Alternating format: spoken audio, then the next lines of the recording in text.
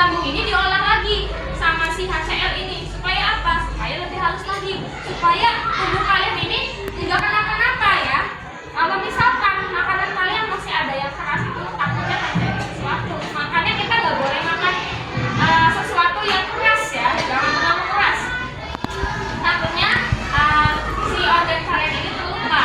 Nah, selain itu di lambung ini juga dia bisa kayak gini, gerak-gerak, menekan-nekan juga sama kayak peristaltik, cuma bedanya ini hanya bergerak ketika saat-saat tertentu saja. Pernah nggak kalian lupa makan, terus tiba-tiba nyeri, nyerocek gitu? Nah, itu berarti lambungnya sedang memompa seperti ini, ya. Lambungnya itu lagi mijet-mijet. Makanya kalian itu nggak boleh telat-telatan. Kenapa? Karena ketika kalian perutnya kosong, terus lambungnya bergerak memijat makanan yang kosong, di sini nggak ada apa-apa. Yang terjadi adalah kulit lambung bagian dalamnya itu tergesek-gesek sendiri. Sedangkan di dalam lambung ini ada yang namanya asam klorida. Asam klorida ini sangat keras ya. Bahkan si lubang aja itu bisa hancur kena asam klorida. Bagaimana kalau misalkan kulit lambung kalian bergesekan dan kena asam klorida? Makanya perih. Ada yang pernah mah di sini punya asam lambung? Ya, nggak boleh makan ulat ya. Soalnya nanti lambungnya luka, bahaya itu ya. Nah, dari lambung kita turun kemana nih? Usus ada berapa? Ada berapa jenis? Ada 2, usus kecil sama usus besar ya. Kalau usus kecil itu, nah yang ini nih, usus kecil itu yang ukurannya lebih kecil dari usus besar ya. Nah, fungsinya usus kecil ini untuk apa? Fungsinya usus kecil ini adalah untuk menyerap vitamin-vitamin yang ada di dalam makanan kalian ya.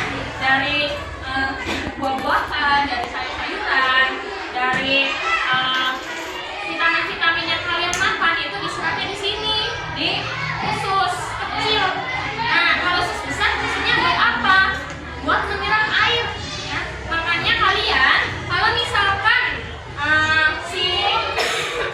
kalian ini nggak buang air besar 5 hari misalkan, kan makanannya numpuk di usus besar ya. Nah, di usus besar ini kan pengambilan air secara besar-besaran. Jadi si feses kalian itu, pup ya, pup kalian itu mengering ya, mengeras karena airnya diambil terus-terusan. Makanya kita harus buang air besar setiap hari. Biar apa? Untuk menanggulangi sakit ya. Kalau misalkan kita nggak dipup, nggak dikeluarkan kotorannya setiap hari, itu akan mengeras di sini dan mengeluarkannya susah. Ada yang pernah sembelit?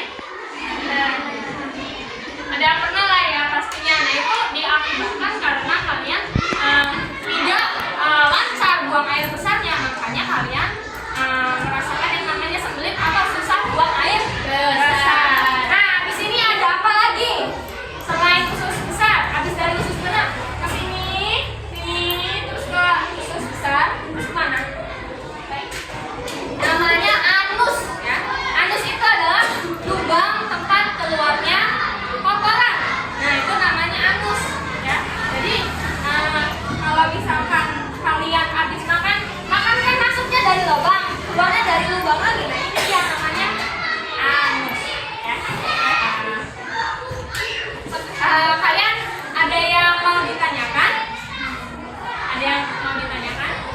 Oke, sekarang ibu mau nanya. Nafila, ini namanya apa Nafila? Yang ada lambung. Oke. Abiza, ini yang warnanya hijau kan di sini. Fungsinya dari usus besar ini apa? Menyerap oke, menyerap air. Kemudian Atika, coba di sini yang untuk pengunya itu apa, Atika? Untuk pengunya makanan itu apa?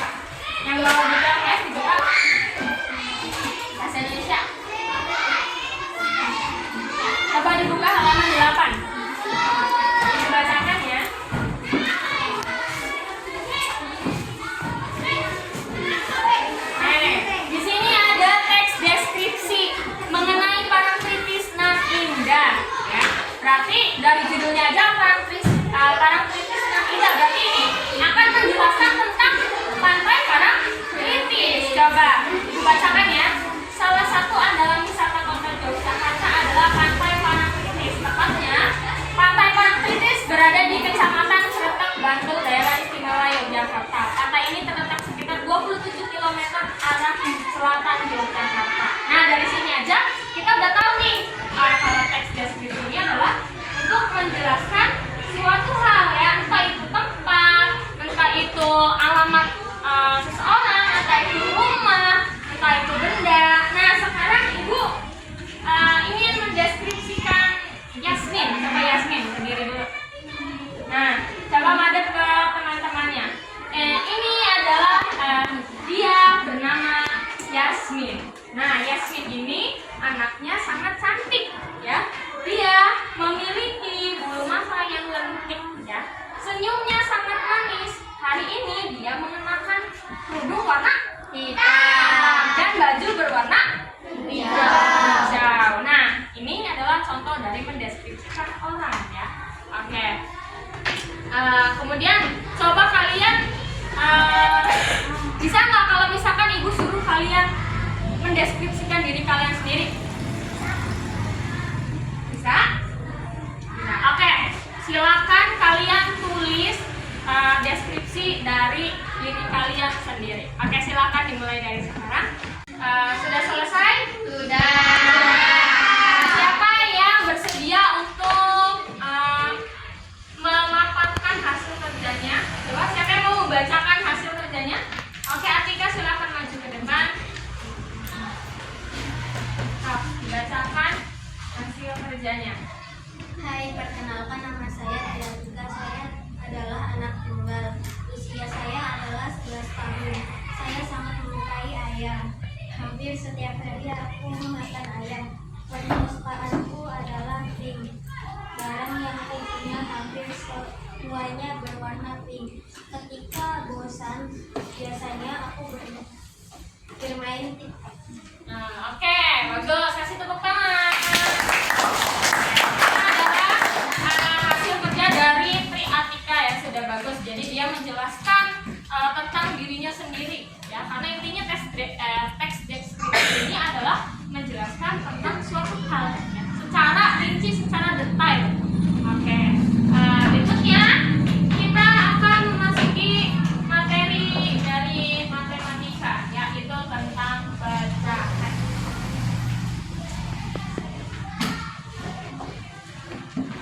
Di sini bentar. Kalian sudah tahu belum mana yang pembilang, mana yang penyebut? Sudah. Kira-kira yang pembilang itu yang mana ya?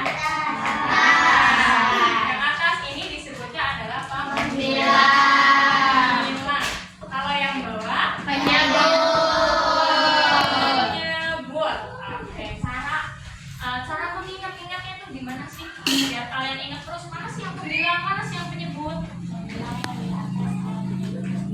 Oke, pembilang yang di atas, penyebut yang di bawah. Betul ya. Tapi cara mengingatnya adalah kita lihat di sini ada pembilang. Nah, dari kata lang ini kita ingat-ingat aja. Lang itu adalah langit. Langit adanya di atas. Begitu juga dengan pembilang ya. Pembilang itu adanya di atas. Nah, kemudian kalau penyebut berarti adalah kebalikan dari pembilang. Pastinya ada di bawah. Oke, nah sekarang kita akan mulai mempelajari penjumlahan dari pecahan. Kita akan mempelajari tentang penjumlahan dari pecahan yang berpenyebut sama. Nah, di sini Ibu kasih contoh ya. 1/4 tambah 2. Mudahnya seperti ini. Kalau misalkan penyebutnya sudah sama, yang harus kita lakukan adalah langsung aja kita jumlahkan tanpa perlu menyamakan penyebutnya terlebih dahulu. Oke. Kalau seperti ini, 1/4 ditambah 2/4 jadi berapa? 3/4. 3/4. Nah, coba Ibu kasih contoh soal lagi ya. 4/5 tambah 3/5. Apa 10? Salah ya. Kenapa?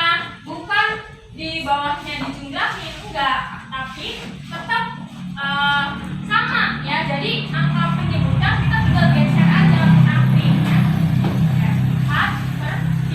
4 tambah 3 berapa? 7. Jadi hasilnya adalah 7 kan? Oke. Siapa yang mau nyobain ngisi ini di depan? Nah, gue kasih soal ya.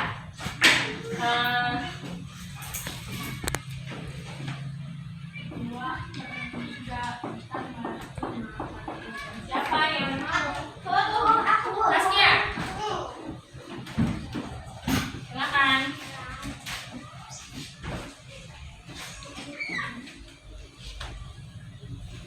Oke, bagus. Bener nggak?